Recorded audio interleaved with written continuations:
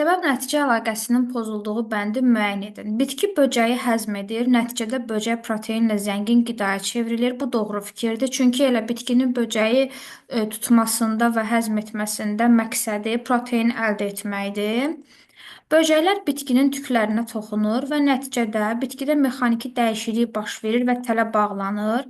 Mətndə bu qeyd olunub, bu hissədə bitkinin yarpaqlarındakı tüklərə toxunurlar. Böcəyin tüklərə dəyməsi nəticəsində mexaniki dəyişiklik əmələ gəlir. Böcəklər çırpınaraq xilas olmağa çalışır. Nəticədə yarpaqlar daha sıx bağlanır və həzm prosesi başlayır. Bu da mətndə qeyd olunub. Böcəklərin ilk refleksi təbii ki, var gücü ilə çırpınmaqdır və nəticədə yarpaqlar daha sıx bağlanır. Bəzi torpaqlar azot baxımından yoxsuldur. Nəticədə verilib ki, burada bitkilər məhduddur, amma bu nəticə yanlışdır.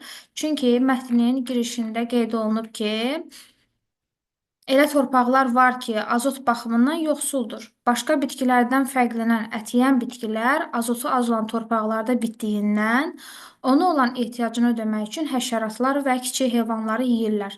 Yəni bitkilərin həmin torpaqlarda məhdud olması mətndə qeyd olunmayıb.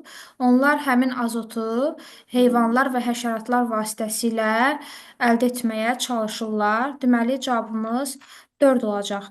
Həzm prosesi tamamlanır və sonda qeyd olunur ki, bitki yeni ov üçün hazır vəziyyətə gəlir. Bu da mətnin sonundadır. O təkrar cəlb edən gözəlliyi ilə göz qamaşdırır.